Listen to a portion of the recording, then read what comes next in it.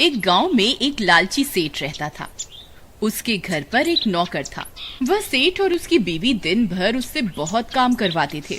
फिर जब वह दिन भर काम कर करके शाम को थक हार के अपने कमरे में आराम करने जाता, तब भी सेठ की पत्नी उसे फिर से किसी न किसी काम के बहाने से बुला लेती थी। ए रामू, कहाँ है? जल्दी आ।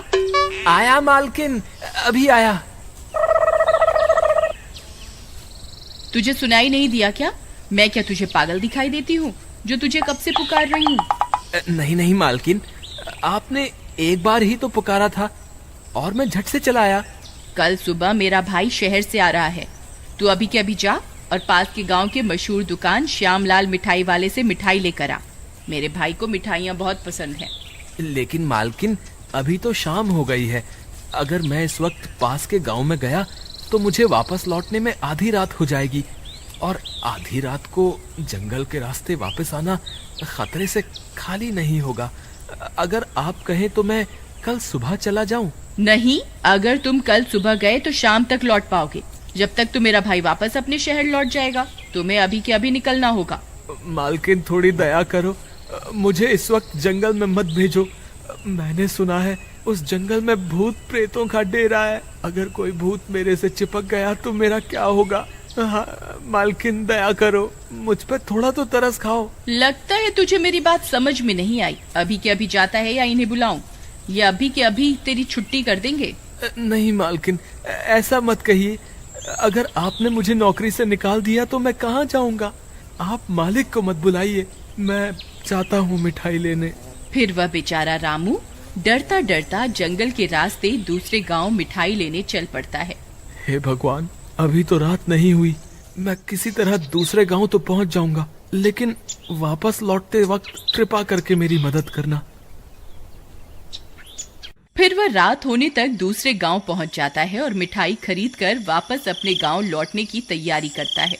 हे भगवान, अब तो रात के 12 बज गए हैं। अब क्या करूं? अगर सुबह होने से पहले घर नहीं पहुंचा तो मालकिन नौकरी से निकाल देगी।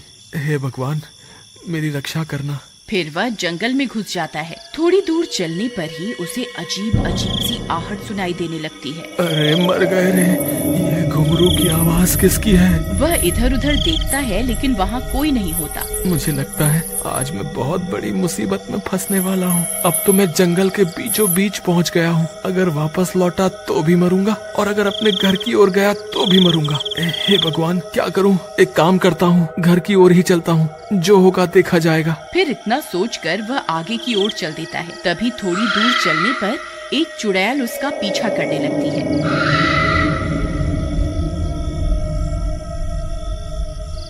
रामू पलटकर देखता है और हैरान रह जाता है। भगवान, ये तो चुड़ैल है। मर गए रे, भागो रे भागो।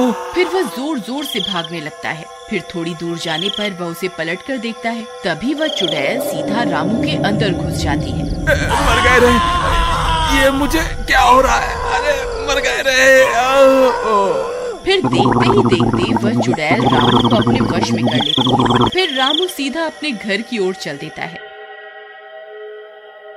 वह सीधा अपने कमरे में जाता है और लेट जाता है।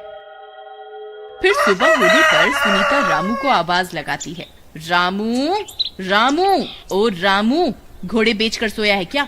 सुनाई नहीं देता क्या? तभी सुनीता के चिल्लाने की वजह से रामू की नींद खुलती है। कौन है ये कमबख्त जिसने मेरी नींद खराब कर दी?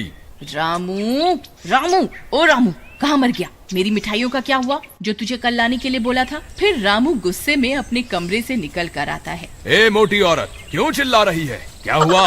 हाय रे, इसकी हिम्मत तो देखो, मुझे मोटी बोल रहा है। तेरी इतनी हिम्मत? तुझे मैंने शहर से मिठाई लाने भेजा था। कहाँ है मेरी मिठाइयाँ? पहले ही इतनी मोटी हो रही है और कितनी मिठाइयाँ चाहिए तुझे? चल भाग यहाँ से। अरे मर गए रे, इसकी हिम्मत तो देखो। तू यहीं रुक, मैं अभी इन्हें बुला कर लाती हूँ। फिर सुनीता भागती हुई जाती है और अपने पति को सारी बात बताती है। अच्छा, इसकी इतनी हिम्मत, इसने तुम्हें मोटी कहा? चलो मेरे साथ, मैं अभी इसे सीधा करता हूँ। फिर वे दोनों वहाँ पहुँच जाते हैं। ए रामू, तेरी इतनी हिम्मत, तू अपनी मालकिन से बदतमीजी करेगा? तुम दोनों अभी के अभी यहाँ से निकल जाओ। मेरा दिमाग खराब मत करो, नहीं तो तुम्हें यहाँ से उठाकर फेंक दूंगा। अरे मर गए रे, इसमें इतनी हिम्मत कहाँ से आ गई? अरे सुनीता, इसकी आंखें तो देखो कैसे लाल हो रही हैं। अजी मैंने तो इसे कल रात को पास के गांव में मिठाई लेने भेजा था। लगता है वापस लौटते वक्त इसके ऊपर भूत चढ़ गया है। ए रामू, मैं तुझसे नहीं डरता, अभी के अभी यहाँ से चला जा, नहीं तो अच्छा नहीं होगा। तेरी इतनी हिम्मत, रुक तुझे अभी बताता हूँ। तभी रामू उन दोनों को उठा लेता है। अरे मर गए रे, ए रामू छोड़ हमें, तू ये सब अच्छा नहीं कर रहा, ए भगवान हमें बचाओ। रामू जी कृपा करके हमें माफ कर दीजिए, आज से हम आपके नौकर हैं। आप जितना चाहे हमसे काम करवा लो, लेकिन हमारी जान बख्श दो। फिर रामू उन दोनों को उठाकर घर से बाहर फेंक देता है। अरे मर गए रे, मेरी तो कमर ही तोड़ दी इसने। हाय रामू, तेरा नाश मीटे, मर गए रे। अजी आप ठीक तो है ना? अरे मोटी औरत, तू पहले ही बहुत कमजोर थी क्या, जो तुझे आधी रात को मिठाइयाँ खाने की जरूरत पड़ी? क्या जरूरत थी रामू को आधी रात को जंगल भेजने की? अब ले ले मजे। अजी मुझसे बहुत बड़ी गलती हो गई, अब क्या करें इस रामू का? इसने तो हमें घर से बाहर ही निकाल दिया, अब हम कहाँ जाएं? अब तो सिर्फ साधु महाराज ही हमारी मदद कर सकते हैं। चलो हम अभी उनके पास चलते हैं। फिर वे दोनों साधु महाराज के पास जाते हैं। हे साधु महाराज, हम बहुत बड़ी मुश्किल में फंस गए हैं, कृपा करके हमारी मदद कीजिए। क्या हुआ, तुम दोनों इतने घबराए हुए क्यों हो? हे साधु महाराज, इस मूर्ख औरत ने हमारे नौकर को आधी रात को जंगल में भेज दिया था। अब उसके ऊपर चुड़ैल का साया आ गया है, उसने हम दोनों को घर से भी निकाल दिया है। कृपा करके हमारी मदद कीजिए, हमें कोई रास्ता दिखाइए कि अब हम क्या करें। तुम्हें आधी रात को उसी जंगल में जाना होगा, वहीं तुम्हें इस समस्या का समाधान मिलेगा। अजी मुझे तो लगता है ये बाबा सठिया गया है, जो हमें आधी रात को जंगल में भेज रहा है। बाबा, लेकिन अगर हम आधी रात को जंगल गए तो हम भी अपने नौकर रामू जैसे बन जाएंगे। जंगल का भूत हमें नहीं छोड़ेगा। आखिरकार आप हमें जंगल क्यों जाने के लिए बोल रहे हैं? इस जंगल में दो भूतों का जोड़ा वास करता है। एक चुड़ैल तुम्हारे घर पर है और दूसरा उसका साथी है, जो अब भी जंगल में ही है। तुम्हें जंगल जाकर उसे ढूंढना होगा, वही तुम्हारी मदद कर सकता है। ठीक है साधु महाराज, जैसी आपकी आज्ञा। फिर साधु महाराज की आज्ञा लेकर वे दोनों वहाँ से निकल जाते हैं। और फिर रात होने पर, अजी एक काम कीजिए, मैं यहीं रुकती हूँ, आप जंगल जाकर उस भूत से मदद मांगिए। वाह वाह मूर्ख औरत, तूने क्या मुझे भी अपनी तरह मूर्ख समझा हुआ है? चुपचाप मेरे साथ चलो, मैं अकेला नहीं मरने वाला, चलो मेरे साथ। फिर वे दोनों जंगल की ओर चल देते हैं। कुछ ही देर में वे दोनों घने जंगल में पहुंच जाते हैं। भूत जी, आप कहाँ हैं? हम आपकी ही तलाश में यहाँ आए हैं, कृपा करके हमें दर्शन दीजिए। अजी ये एक आदमी का भूत है, ये आपकी आवाज सुनकर नहीं आने वाला। मैं कोशिश करके देखती हूँ। राजा जी, राजा जी, आप कहाँ हैं? देखो मैं यहाँ आपका कब से इंतजार कर रही हूँ, जल्दी आइए ना, और कितना इंतजार करवाएंगे? क्यों री, तेरा नाश मिटे मोटी औरत, इतने प्यार से मुझे तो कभी नहीं पुकारा तूने, हैं?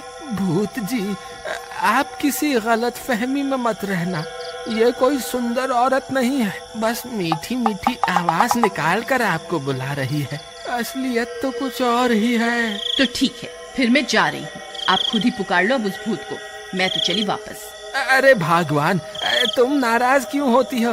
मैं तो मजाक कर रहा था, मुझे इस जंगल में अकेला छोड़कर मत जाओ, मैं आगे से तुम्हारा मजाक नहीं उड़ाऊंगा। तभी इतना शोर शराबा सुनकर वह भूत वहाँ आ जाता है। कौन हो तुम दोनों? तुम्हारी आधी रात को इस जंगल में आने की हिम्मत कैसे हुई? भूत जी, आपकी पत्नी ने हमारे नौकर के शरीर पर अपना कब्जा कर लिया है, कृपा करके हमारी मदद कीजिए। क्या तुम जानते हो मेरी बीवी कहाँ है? जी हुजूर, वो हमारे घर पे ही है। कृपा करके हमारे साथ चलिए और अपनी पत्नी को वापस जंगल ले आइए अपने साथ। मैं कब से अपनी पत्नी को ढूंढ रहा था। चलो, मुझे अभी उसके पास लेकर चलो। फिर वे तीनों वापस अपने गांव की तरफ चल देते हैं। कुछ ही देर में वे लोग घर पहुंच जाते हैं। भूत जी, देखो आपकी बीवी इसके अंदर है। प्रियतम, तुम मुझे अकेला क्यों छोड़ आई? चलो, अब वापस घर लौटने का वक्त हो गया है। तुम इसका शरीर छोड़ दो और यहाँ से चलो। ऐ भूत जी, हमें माफ कर दो। हम अब कभी भी अपने नौकर को नहीं सताएंगे। आज से हम इसे भी अपने बेटे की तरह रखेंगे। कृपा करके हमें एक मौका दे दीजिए। मुझे लगता है इन्हें इनकी गलती का एहसास हो गया है। वैसे भी हमारी जगह जंगल में ही है। चलो, अब लौटने का वक्त हो गया है। ठीक है, जैसा आप कहें। फिर वह चुड़ैल रामू का शरीर छोड़ देती है और वे दोनों वापस जंगल चले जाते हैं। फिर सेठ और उसकी पत्नी रामू से भी माफी मांगते हैं और हंसी खुशी रहने लगते हैं।